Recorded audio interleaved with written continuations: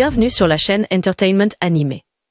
Ici, nous plongeons dans les aventures épiques et inoubliables de l'univers de One Piece, où Monkey D. Luffy et l'équipage du chapeau de paille naviguent à contre-courant pour réaliser leur rêve, devenir le roi des pirates. Alors, assurez-vous de vous abonner et d'activer la cloche de notification pour ne rien manquer des dernières mises à jour concernant l'univers de One Piece. Dans ce chapitre, l'histoire commence avec Robin, Chopper et Bonnet poursuivant leur exploration de la bibliothèque du hibou, un lieu si vaste qu'il leur faudrait beaucoup de temps pour en découvrir tout le contenu. Outre une incroyable collection de livres, la bibliothèque contient également des objets anciens collectés par les géants du monde entier. Chopper, curieux comme à son habitude, demande à Saul l'origine de ces artefacts. Saul explique que chaque objet a une valeur historique et une histoire unique. Il ajoute également qu'il reste encore de nombreuses sections de la bibliothèque à explorer. L'une des pièces les plus fascinantes est celle remplie d'armes extraordinaires. Certaines sont d'une taille colossale, adaptées aux géants, tandis que d'autres sont conçues pour des humains normaux. Selon Saul, certaines de ces armes pourraient être offertes à l'équipage des Mugiwara en guise de cadeau. Pendant ce temps, dans un autre coin de la bibliothèque, Saul discute avec Lilith, le clone de Vegapunk. Lilith explique à Saul divers détails sur les technologies et les connaissances scientifiques développées par Vegapunk. Saul écoute avec grand intérêt et admet que les plans de Lilith sont fascinants. Lilith dévoile ensuite son idée de construire un laboratoire avancé sur l'île d'Elbaf, juste à côté de la bibliothèque du hibou. Selon elle, si la bibliothèque et le laboratoire coexistent, l'île d'Elbaf pourrait devenir un centre mondial du savoir. Saul reconnaît que c'est une idée brillante et assure que les géants d'Elbaf soutiendront ce projet. Pendant, Saul exprime également ses inquiétudes. Si Elbaf devient trop visible en tant que centre de connaissances, il est probable que le gouvernement mondial prenne des mesures pour les arrêter. Lilith, ayant anticipé cette éventualité, déclare qu'elle prévoit de contacter Monkey D. Dragon, le leader de l'armée révolutionnaire, pour demander sa protection dans la réalisation de ce projet. Lilith explique que l'armée révolutionnaire est le meilleur choix, car elle peut établir une base à Elbaf et offrir une protection à long terme. Saul, qui entretient également de bonnes relations avec Dragon, comprend ces raisons. Cependant, il demande pourquoi il ne sollicite pas tout simplement l'équipage de chapeau de paille pour les protéger. Lilith répond avec sagesse. Elle sait que Luffy et son équipage ne resteront pas longtemps à Elbaf, car leur objectif principal est d'atteindre Laugh Tale, la dernière île. Leur aventure est encore longue, et elle ne veut pas ralentir leur progression pour préserver le laboratoire. Pour cette raison, Lilith pense que demander l'aide de l'armée révolutionnaire est la solution la plus logique. À la fin du chapitre précédent, deux mystérieuses silhouettes sont aperçues sortant d'un grand château, dans le village d'Elbaf. Elles commencent à explorer les environs. L'une d'entre elles est un homme avec un visage ressemblant à celui de Shanks, tandis que l'autre est une femme dont la moitié du visage est couverte par un masque fait de bandages. Cependant, avant que leur histoire ne soit révélée davantage, l'attention se tourne vers Luffy et ses compagnons.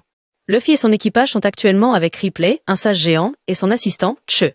Curieux, Luffy interroge Ripley au sujet d'un ancien guerrier mentionné, qui aurait eu une apparence blanche semblable à la sienne. Ripley commence à expliquer un mythe transmis à Elbaf. Dans la mythologie d'Elbaf, il est dit qu'autrefois existait un dieu soleil nommé Nika. Ce dieu était connu comme le guerrier de la libération, car il libérait souvent les esclaves et apportait la joie dans le monde entier. La figure de Nika est vénérée depuis des générations par les géants d'Elbaf et de nombreuses autres personnes dans le monde. Les caractéristiques de Nika incluent un corps blanc, élastique comme du caoutchouc, et un pouvoir de liberté illimité. Ripley mentionne ensuite qu'il y a environ 800 ans, à l'époque du siècle oublié, un pirate légendaire du royaume ancien, nommé Joy Boy, est apparu. Joy Boy possédait des pouvoirs similaires à ceux de Nika, avec un corps en caoutchouc, la capacité de se transformer en une forme blanche et la maîtrise du pouvoir de la liberté. Lorsque le nom de Joy Boy est mentionné, Luffy se souvient d'un événement survenu à l'île Egghead, où un ancien robot l'avait appelé Joy Boy. Désormais, Luffy commence à comprendre pourquoi ce robot avait pu le confondre. Il s'avère que Joy Boy possédait le même pouvoir que Luffy. Tous deux sont des utilisateurs du fruit du démon connu sous le nom de Gomu Gomu no Mi. Cependant, Ripley corrige rapidement les propos de Luffy. D'un ton sérieux, il explique que Gomu Gomu no Mi est un nom factice donné par le gouvernement mondial pour dissimuler la vérité. Le véritable nom du fruit du démon consommé par Luffy est Itohito no Mi, modèle dieu du soleil Nika, un fruit du démon de type Zoan mythique. Cette révélation stupéfie Luffy. Il réalise qu'il utilise depuis tout ce temps le pouvoir d'un dieu. Cette nouvelle connaissance lui redonne de l'élan, convaincu qu'il deviendra encore plus fort en comprenant mieux son pouvoir. Pour cette explication, Ripley se lève et annonce que Sen est assez pour aujourd'hui.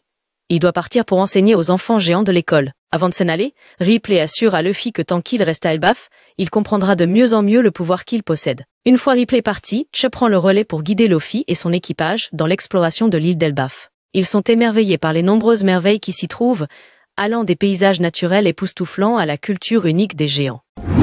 L'histoire se déplace ensuite vers Marie-Joise, précisément dans la salle d'autorité où les Gorosei se rassemblent. Lors de cette réunion, ils discutent de l'envoi de 2 chevaliers saints à Elbaf, Cette conversation confirme que les deux silhouettes mystérieuses aperçues à Elbaf sont des membres des Chevaliers Saints. D'après les discussions des Gorosei, deux raisons principales justifient l'envoi des Chevaliers Saints à Elbaf. Depuis les événements de la fin de l'arc Eged, Imusama est extrêmement en colère contre Saint Saturne, qui a échoué à arrêter Luffy et a subi une défaite humiliante. La fureur d'Imusama a atteint son paroxysme, au point qu'il a immédiatement exécuté Saint Saturne et remplacé son poste par Saint Garling. Imusama considère Luffy, désormais reconnu comme un nouveau Joy Boy, comme une menace majeure qu'il faut éliminer avant qu'il ne devienne incontrôlable. Il a donc ordonné aux Chevaliers Saints de traquer Luffy et de mettre fin à sa progression.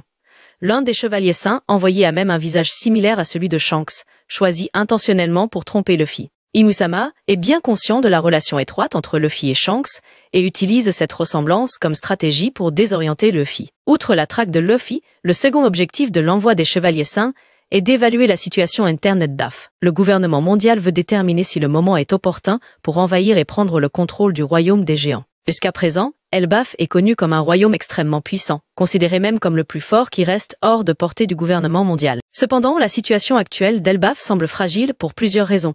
Après l'assassinat du roi Harald par Loki, Elbaf n'a pas encore de nouveau souverain pour occuper le trône. Le vide de pouvoir prive Elbaf d'un leader capable de donner des directives.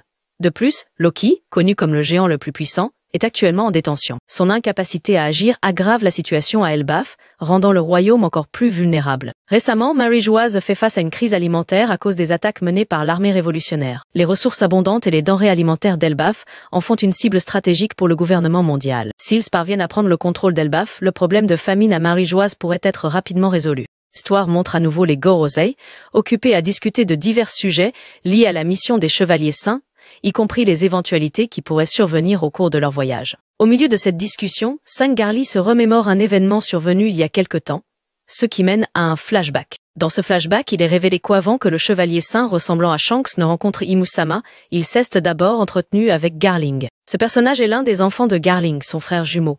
Avant de lui confier sa mission, Garling a conseillé à son fils de ne pas le décevoir. Il avait de grands espoirs, car son fils est réputé pour ne jamais échouer dans l'exécution de ses missions. Histoire revient sur l'île d'Elbaf, où l'on aperçoit le frère jumeau de Shanks et une femme l'accompagnant, marchant tranquillement dans les rues du village d'Elbaf. Tous deux semblent confiants dans leur propre force et ne montrent aucune crainte, bien qu'ils se trouvent au milieu du territoire des géants. En chemin, un géant membre de l'équipage des pirates guerriers géants croise leur route. Ce géant est en quête de nourriture supplémentaire pour leur festin. Cependant, il commence à soupçonner ces deux humains d'être suspects. En observant de plus près le frère jumeau de Shanks, le géant croit d'abord qu'il s'agit de Shanks lui-même. Mais il se rend rapidement compte que cet homme ne porte pas de cicatrice à l'œil, ce qui confirme que ce n'est pas Shanks. D'une voix forte, le géant leur demande qui ils sont.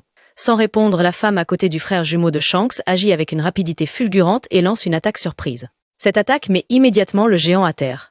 Les deux chevaliers sacrés utilisent alors la technique Soru pour se déplacer à grande vitesse, et marchent dans les airs grâce à la technique Jeppo. Alors qu'ils s'approchent du lieu où se rassemblent les géants, Dory et Brogy, deux géants légendaires, ressentent une aura puissante s'approcher. Dory et Brogy sont convaincus que cette arrivée ne concerne pas Luffy et ses compagnons, mais ils restent sur leur garde. Les géants d'Elbaf commencent à se préparer à cette nouvelle menace. Il semble que ces deux chevaliers sacrés vont affronter Dory, Brogy et les géants avant de finalement croiser la route de l'équipage des chapeaux de paille. L'histoire se déplace ensuite vers Lilith, qui sont en train de parler avec Dragon via Denden Mushi. Lilith demande à Dragon de protéger la construction du nouveau laboratoire et de la bibliothèque sur l'île Elbaf. Dragon accepte cette demande, car ces installations joueront un rôle crucial dans la chute du gouvernement mondial. Il est fort probable que l'armée révolutionnaire viendra à Elbaf, soit par l'intermédiaire de plusieurs commandants, soit par Dragon lui-même. Ce chapitre présente plusieurs développements intéressants, allant de la mission des Chevaliers Saints au plan de l'armée révolutionnaire à Elbaf. L'arrivée de deux chevaliers saints apporte également de nouvelles tensions qui menacent l'équilibre de l'île Elbaf. Qu'en pensez-vous? Luffy, les géants et l'armée révolutionnaire réussiront-ils à faire face à cette menace?